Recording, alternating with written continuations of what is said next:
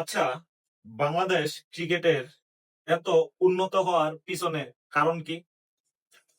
বাংলাদেশ যে এত বড় বড় বিগ বিগ দলের সাথে ম্যাচগুলা জিততেছে, তার পিছনে কারণটা কি? সবচেয়ে বেশি ভূমিকা কার? আমাদের প্লেয়ারদের না কোচের?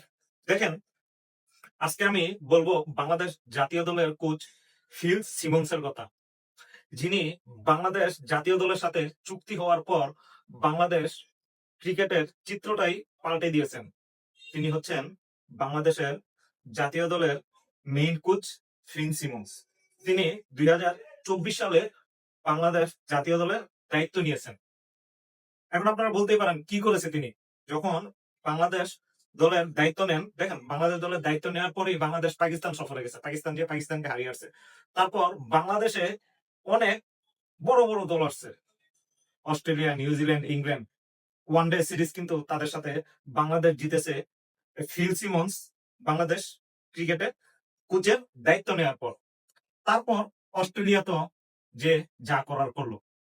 এখন অস্ট্রেলিয়া এক সংবাদ সম্মেলনে আপনার ডারউইন টেস্ট জিতার পর মেকাইতে যখন টেস্ট শুরু হবে, এর আগের এক সংবাদ সম্মেলনে ফিল সিমন্সকে হয়তোবা কোনো এক সাংবাদিক প্রশ্ন করেছিল যে, আচ্ছা, আপনার মেকাই টেস্ট নিয়ে আপনার পরিকল্পনা কি? তখন ফিল সিমন্স বলছে, দেখেন, আমরা ডারউইন টেস্ট জিতেছি, কিন্তু মেকাইতে কিন্তু অস্ট্রেলিয়া আমাদেরকে ছেড়ে দিবে না। অস্ট্রেলিয়া তাদের সম্পূর্ণ শক্তি নিয়ে আমাদের উপর পড়বে।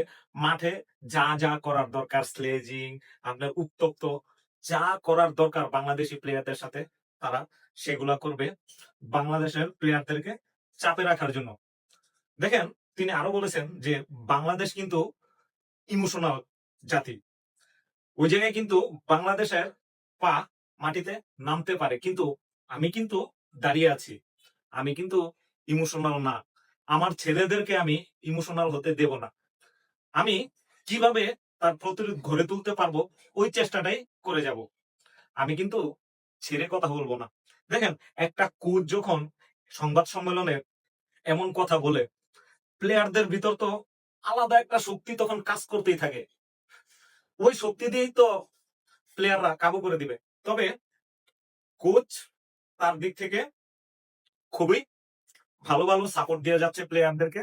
আর ফিল সিমন্সকে জানেন, ওয়েস্ট ইন্ডিজের শেষ স্বর্ণযুগের প্লেয়ার, যেরকম দীনেশ চান্দিমাল না, গেল, তারপর পাওয়েল, ওদের সাথে খেলার সময় সিমন্সে কিন্তু ফিল সিমন্স খেলেছিল, কিন্তু তার নাম আসলে তিনি আড়াল থেকে কাজ করে যান। দেখেন, এই যে ফিল সিমন্সের জায়গায় যদি বাংলাদেশের কোচ অন্য কেউ থাকতো, যেরকম চন্দ্রিকা হাথুরুসিংহে সিং যদি বর্তমানে থাকতো, তাহলে কিন্তু সাংবাদিকরা তাকে নিয়ে ব্যস্ত থাকতো, চন্দ্রিকা হাথুরুসিংহে সিংকে নিয়ে। দেখেন, ফিল সিমন্স কিন্তু তাকে নিয়ে কিন্তু কেউ, মানে উনি ক্যামেরার সামনেই আসেন না, আড়াল থেকে কাজ করে যাচ্ছেন। একজন প্রকৃত কোচ কিন্তু এটাই করে থাকে, আর এটাই তার দায়িত্ব। ফিন সিমন্স বাংলাদেশ ক্রিকেটকে যেভাবে এগিয়ে নিয়ে যাচ্ছে, এত করে বাংলাদেশ ক্রিকেট সামনের দিকে আরো দূর এগিয়ে যাবে। আর ফিন সিমন্সের চুক্তিটা 2027 সাল পর্যন্ত আছে। এরপর তার চুক্তি কি বাড়াবে না না বাড়াবে, এটা একমাত্র বাংলাদেশ ক্রিকেট বোর্ড সভাপতি বলতে পারবে। তবে আশা করি মেকাই টেস্টে জিততে না পারলেও বাংলাদেশ ড্র করবে। যদি বাংলাদেশ ড্র করতে পারে, অস্ট্রেলিয়া থেকে আমরা সিরিজ জিতে আসতে পারবো। ওই কনফিডেন্স আমাদের ভিতর এখন আছে।